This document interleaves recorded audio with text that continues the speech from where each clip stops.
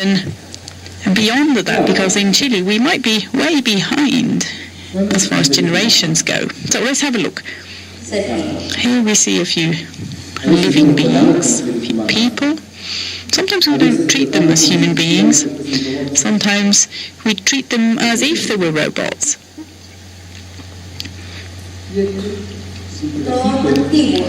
Well, here we see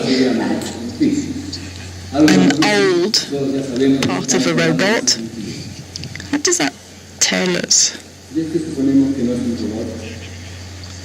Here, well, let's just assume that this is not a robot. It looks as if it was a living being, just like the likes of us. Same goes for him, the panda. So, robot or living being. Robots are molecular entities that have a certain architecture which exists in a molecular surrounding, a domain. And that domain is adequate, is necessary for them to become operational. That's a robot, and they work in a certain place in the way that they should. Living beings are also molecular entities that exist in a molecular domain which is also adequate for their operation, according to be effective within their organization structure. So, according to this, we're almost the same. Just looking at that, we can't know whether we are robots or living beings. So what exactly is the nature of the difference? Robots are entities that have been developed with a particular purpose in mind. They've been developed for a specific domain, for particular surroundings, in order to be effective in that particular domain. That means the design of a robot corresponds to a particular domain, or a particular space, maybe I could call it, where that robot is meant to be effective. Just like a key fits a lock, the key needs to have a lock in order to become effective, in order to have some effect. It's a unit. The design of the robot is such that it cannot be described as a historical entity. Robots can work, can function, historically speaking, in history, but their origin is not historical. The effectiveness of the robot is being developed according to the domain and according to its surroundings. They kind of co-evolve, the surroundings of a robot and the robot itself. Now, what about living beings? Living beings, in contrast, are of spontaneous origin. They've not been developed or designed. They exist in an adequate domain in order to work together in a certain domain, in a certain field. The big difference is that we, as living beings, are historical entities because the reasons for our existence are historical. There's an evolutionary element in there. We have arisen as living beings out of common circumstances. So evolution constitutes the circumstances under which living beings come about. So living beings are historical entities. We can say that living beings form part of a story or a history which has been changed over time, and living beings move as part of that history. So we are products of history. And that which everybody has is exactly that history, whether it's pain, pleasure, joy, suffering, as is the case sometimes. It's the most important thing that all of us, each one of us, has, that history, because that's the only reason that we are where we are right now. Exactly, without our circumstances, we are changing together in a congruent fashion, and if that doesn't happen, the living being, the living entity, dies.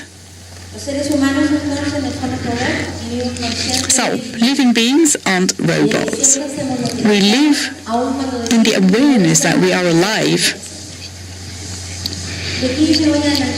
Therefore, we know that we always do what we want to do, even when we say that we don't want to do what we do.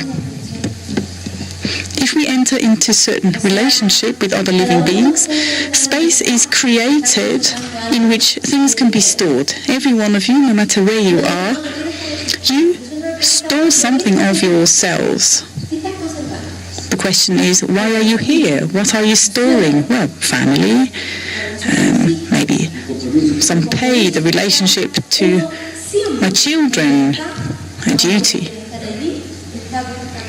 Wherever somebody is, even if they don't want to be there, in principle, something is stored in that moment. Perhaps you might like to meet someone, no matter who that might be.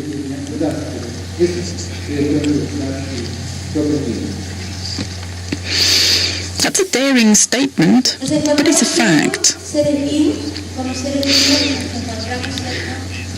So we are living beings, and as living beings, we are autopoietic systems.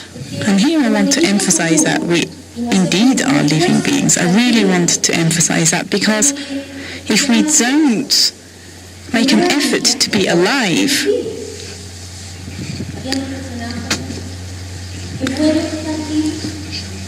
then it's kind of a miracle that we are alive. Have you thought about that? The world in which we exist is created by the very fact that we are alive. Everything around us has to do with the fact that we are alive. But life just happens. We don't consciously do anything to be alive. We never think about being alive, because life just happens with us.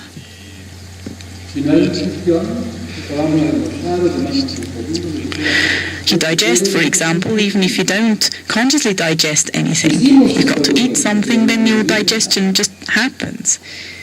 We say that this happens, we know it's happening, but we don't really live that digestion. If something doesn't happen in our lives, if we don't reflect on it, it's like it wasn't even happening. It's happening perhaps in a biological sense, but it's not happening in our awareness, in our consciousness. So there's a difference.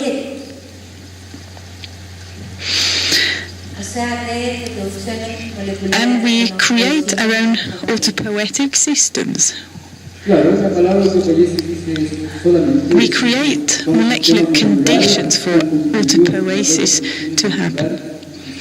Well, autopoiesis basically says we are molecular systems, we exist in interaction, and that interaction turns us into discrete units. There are different types of discrete units, but we are a unit because we are molecular systems that are formed by molecular networks that keep renewing themselves. Autopoiesis